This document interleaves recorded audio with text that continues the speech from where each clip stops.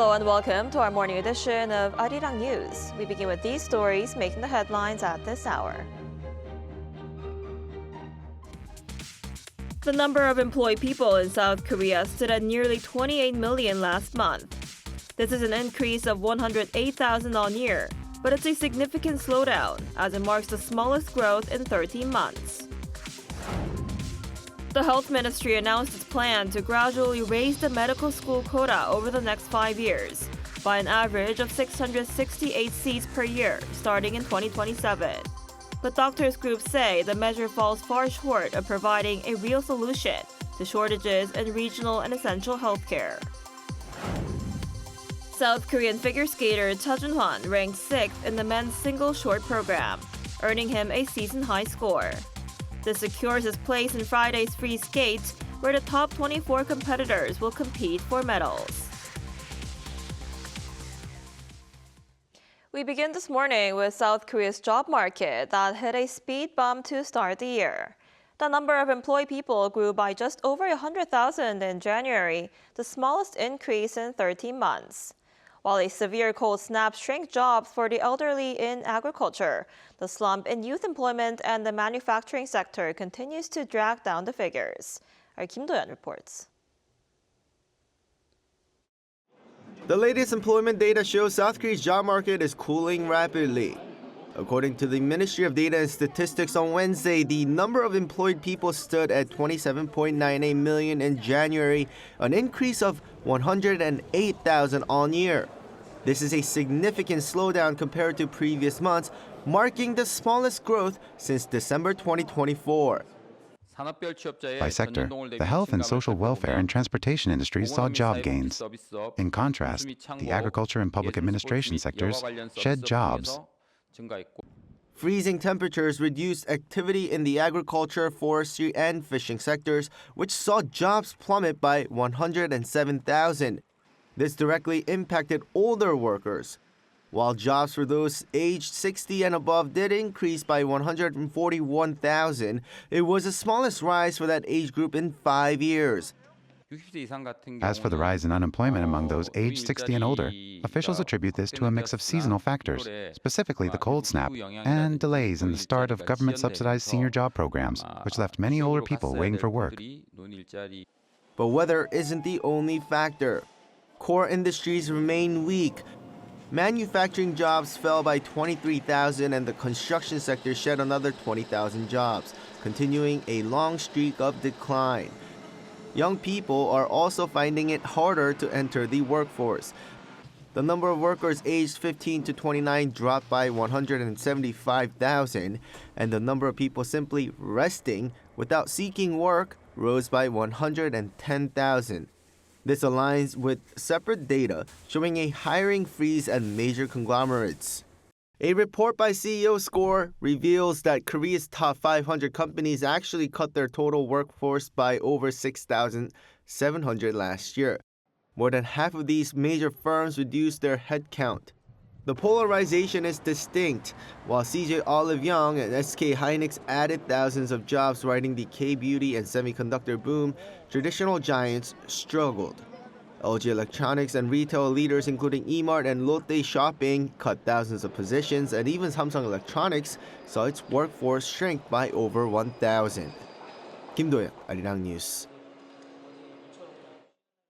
The Health Ministry has announced a finalized plan to expand medical school admissions, a move that's facing strong backlash from doctors' groups.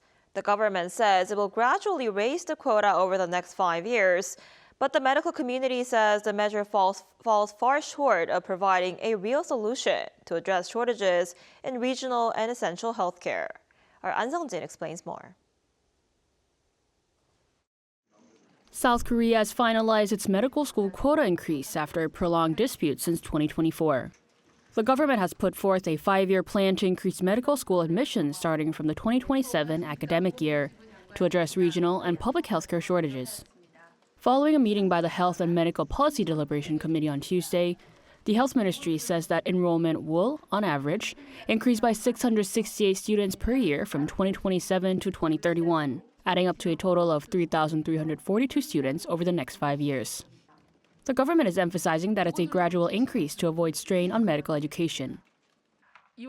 The committee has decided to implement the medical personnel expansion in stages, taking into account medical school education capacity, as well as the establishment of public and regional medical schools. All additional places will be allocated to 32 medical schools outside the capital region and will supplement the regional doctor track, which requires graduates to work in their hometown for 10 years in an effort to strengthen local and essential healthcare services. The ministry said it will provide full support through residency and regional settlement. Compared to the previous administration's plan to add 2,000 students annually over 5 years starting in 2024, the scale of the current expansion has been reduced to roughly one-third of that. The Korean Medical Association criticized the plan immediately during an emergency press conference. It argued that the government's workforce projections lacked a basis. The stated purpose of expanding medical school quotas was to address shortages in regional and essential healthcare, but the measures discussed so far fall short of providing a real solution. There seems to be no significant change from previous proposals. The expansion of medical school quotas has been the source of intense conflict between the government and doctors since 2024. But with university-specific quotas to be finalized in April, following a review by the Education Ministry, all eyes are on how the medical community will resolve lingering issues. An Sung-jin, Arirang News. South Korea's Unification Minister Chung Dong-young has expressed regret over a recent Pyongyang drone incident, marking the first such statement by a senior government official. Speaking at a Catholic Mass at Myeongdong Cathedral in Seoul on Tuesday, Chung said he conveyed deep regret to North Korea for the incursion. He noted that investigations effectively confirmed that drones were sent to the north by civilians.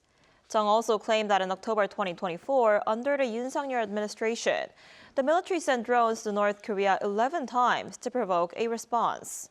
He called the moves reckless and dangerous, warning they nearly led to war.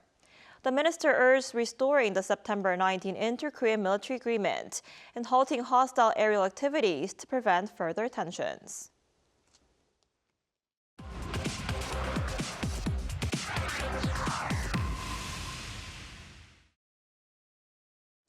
North Korea is set to hold its key party congress later this month, where Kim Jong-un is expected to lay out his major policy directions for the next 5 years on fields including military, diplomacy, and the economy.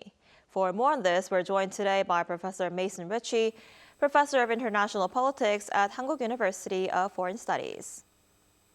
Professor Ritchie, thanks for joining us this morning. Thanks for having me. So what should we be watching for at the upcoming Party Congress in North Korea? Yeah, so these party congresses, which Kim Jong-un has sort of reinstituted, and this being his third one now, 7th, 8th, and 9th party congresses after a long period when his father did not hold them, as traditionally was the case, now provide a chance to see a sort of moment when North Korea's party leadership, and obviously Kim in particular, sort of take stock of where the country is, where it has come over the previous 5 years, and then looking forward to the next 5 years. So I think we can sort of get an assessment of the last 5 years in military, economy, diplomacy, as well as a look into the pecking order of the regime leadership. And then obviously we'll see the priorities and strategic direction for the next 5 years. On the military front, I'd say, we'll be looking back at the nuclear and missile achievements, which were outlined in the 8th Party Congress, as well as conventional improvements to the military. And then he'll take stock of those, presumably, and then look forward to new priorities, including a continued arsenal build out on their nuclear weapons. I would be interested to see in what way there might be some hidden clues of any possible future nuclear testing. Obviously, we'll probably see some mention to the nuclear-powered strategic submarines that they're rolling out, incremental improvements in the consolidation of their ongoing technology, such as hypersonic warheads, hypersonic glide vehicles, and tactical nuclear warheads. military satellites, and probably drones, which of course is something they've learned a lot about in the context of the Russia-Ukraine war. On the economy front, obviously agriculture and food are huge issues there, and food security. I'm sure we'll see some discussion of that and how to modernize agriculture. They'll probably affect some of the modern conveniences that have come online, some private car ownership and phones and things like that. Building projects in Pyongyang and beyond, for instance, the Pyongyang General Hospital, and then amenities such as the ski resorts and water parks and things like that. So I think there'll be a re-emphasis on self-reliance. I'd be interested to see if there's any discussion of trade, and then diplomacy. North Korea is going to get into how self-reliant it is, the difficult international environment, and I think that we'll see a sort of continuation of the diplomatic line, which has become increasingly hard-edged over the last 5 years. Right. What kind of message do you expect the regime to send towards South Korea and the United States? Are we, likely to hear stronger rhetoric aimed at Seoul and Washington? Yeah, so for South Korea, it's entirely possible that South Korea goes more or less unmentioned explicitly. It might well be ignored. That's been a tactic that North Korea has taken towards South Korea quite regularly in recent years. I think we might see presumably a restatement of the evolution of North Korea's policy towards South Korea in terms of South Korea now being considered an implacable, hostile state and an enemy, and it might be worth seeing whether or not the Workers' Party of Korea, changes some of its bylaws and some of the language in its party documents with respect to, for instance, unification, because there are still some mentions of that sort of thing in party bylaws and in party documents, which are not really in accord so much with the rhetoric and the sort of official line that Kim has been taking in recent years. Vis-a-vis the United States, I think that we'll find, at best, probably some type of mention that the door for discussion is open, with the subtext being if and only if the United States somehow recognizes North Korea as a peer nuclear power. And I think the reason for that, disinterest in relations with the U.S. is, among other things, for the moment, simply that there's still I think a sense in North Korea in which they're looking through the optic of continuing to work with China and in particular Russia, notably in the context of the Ukraine-Russia war, and trying to get what it can out of those relationships before it might eventually pivot to diplomacy with the United States. I'd also be interested to see perhaps to what degree Japan comes in for some attack. The Rodong Shinmun just published another editorial banging on Japan for its evolution of what Korea calls its hostile policy. So Japan might come in for some attack from North Korea as well. I see. And ahead of that party congress, North Korea said Kim Jong-un visited the defense ministry this week to mark their founding anniversary of their armed forces. And he called for an expanded role for the military. What's your take on this? Well, the first thing I think about is how much bigger a role do they want the military to have there? The military is already deeply ingrained into almost every part of North Korean life. It serves basically a military function, but it also has an economic function as a sort of ersatz labor force. Obviously, the conscription periods there are extremely long. The economy, is eaten up to a significant degree by funding for the military, and the military itself is involved in a lot of economic activities in the state. So it's hard to imagine that it can take a larger role. It's practically a garrison state as it is now. I think one way to read that is, as I mentioned, perhaps the thought that Kim is really going to want to try to parallel the nuclear and missile developments the last 5 to 7 years with now an improvement, sort of similar scale in the conventional military forces.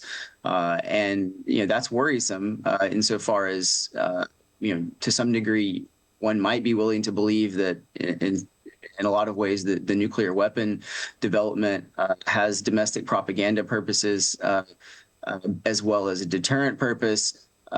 But if you start talking about improving your conventional military, that might actually be for operational use. And of course, here the worry would be that North Korea might be emboldened to use an improved conventional military for some types of attack across the border or along the northern limit line in the Yellow Sea.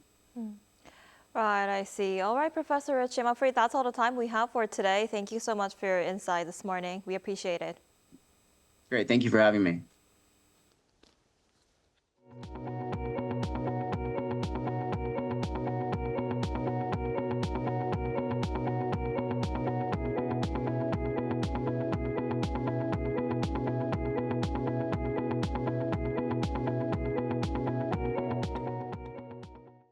President Lee Jae-myung has discussed strengthening security cooperation with NATO Secretary General Mark Rutte. According to Blue House spokesperson Kim Nam-jun, the two agreed during their phone call on Tuesday to maintain close communication on the war in Ukraine and developments on the Korean Peninsula.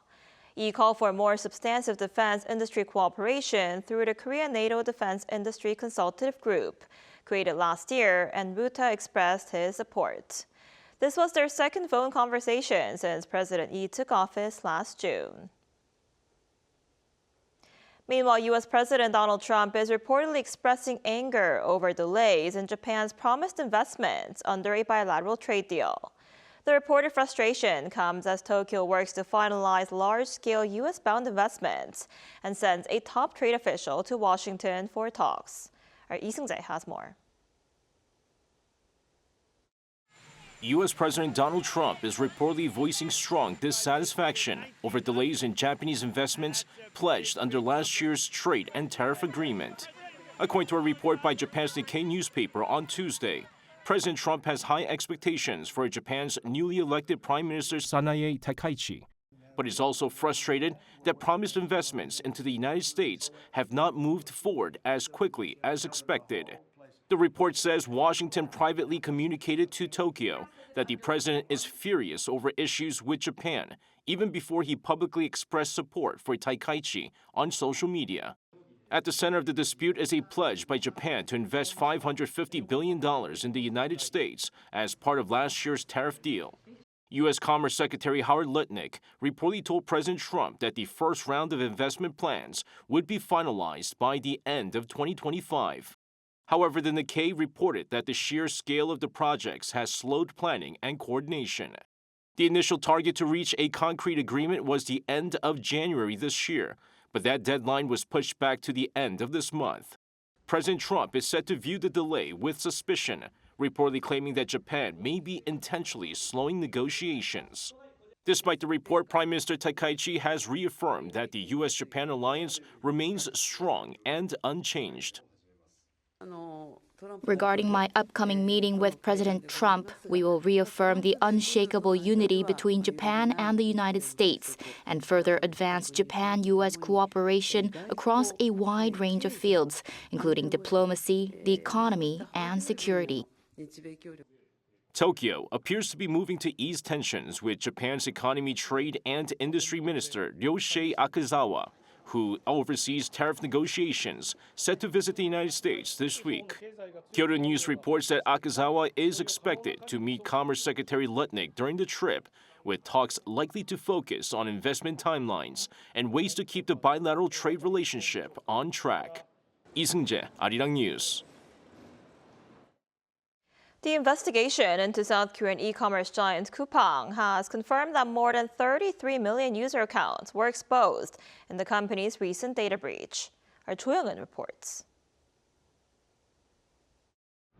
According to the Ministry of Science and ICT on Tuesday, the names and email addresses of 33.67 million users had been leaked from the company's system, which is far more than the initially reported number of 4,500. Officials warned that the actual number of victims could be even higher as Coupang users often register delivery details for family members and acquaintances. It has been confirmed that the hackers accessed delivery list pages containing names, phone numbers, delivery addresses, and partially anonymized shared entrance passwords. A total of 148,056,502 times. According to the Joint Public-Private Investigation Team, attackers gained access to Coupang servers by exploiting vulnerabilities in its authentication system, and were able to bypass normal security procedures by forging digital access passes. However, authorities did not officially disclose the identity of the suspect and key details including the exact scale of the data leak, with the Personal Information Protection Commission expected to release further findings at a later date. Meanwhile, the investigation team said no secondary damage resulting from the breach has been confirmed so far. According to the ministry, Coupang will be fined for its delayed reporting and placed under formal investigation for failing to preserve key evidence, despite earlier government requests. The ministry said Coupang became aware of the breach at 4 p.m. on November 17, but did not report it to the authorities until 9:35 p.m. on November 19, far exceeding the legally mandated 24-hour reporting deadline. Under South Korean law, such delays are punishable by fines of up to 30 million won or approximately $20,000. Coupang will also be subject to a separate investigation as web access logs for a 5-month period in 2024 and application access records from late May to early June 2025 were missing. The government will instruct Coupang later this month to submit measures to prevent similar breaches and will inspect their implementation between June and July. 조영은, Arirang News.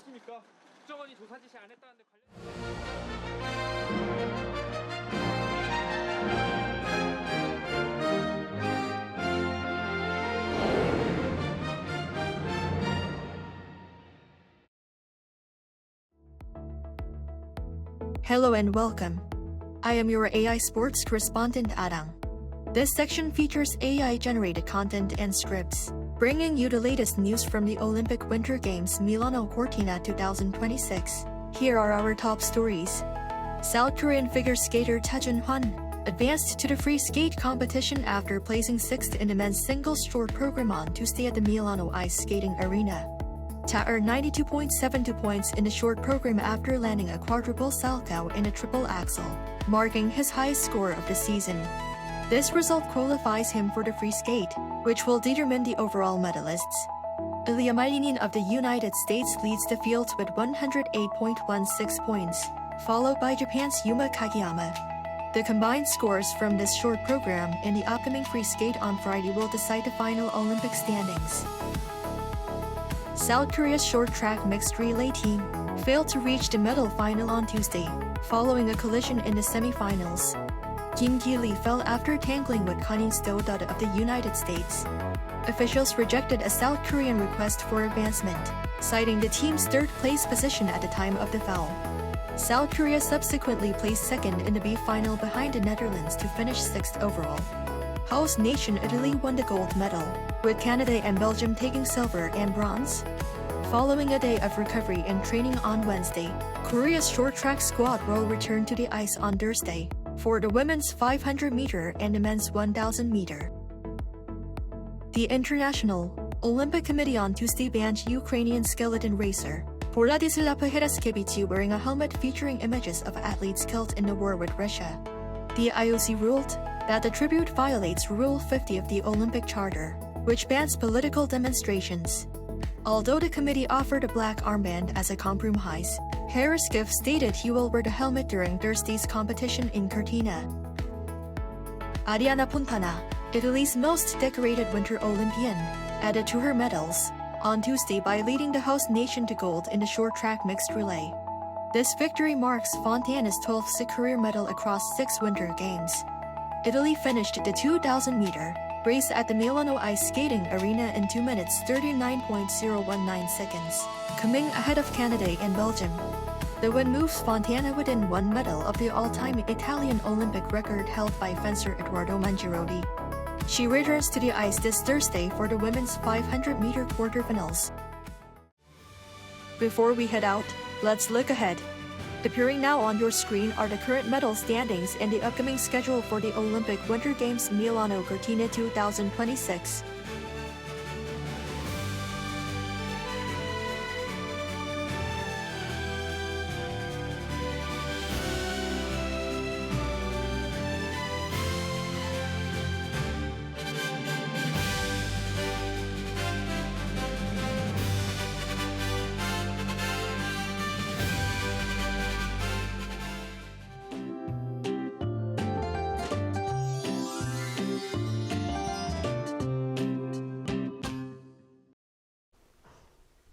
Low visibility due to fog caused headaches for some morning commuters across western regions.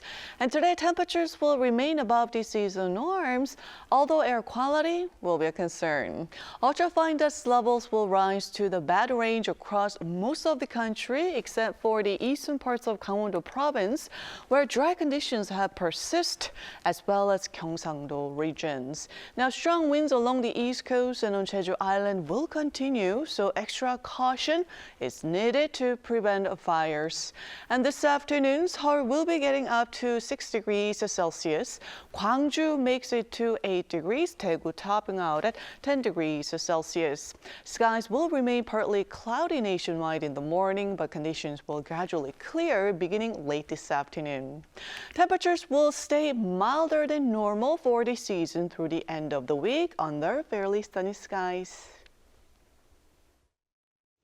That's all we have for this morning. Arirang News will be back at noon Korea time. Thanks for watching.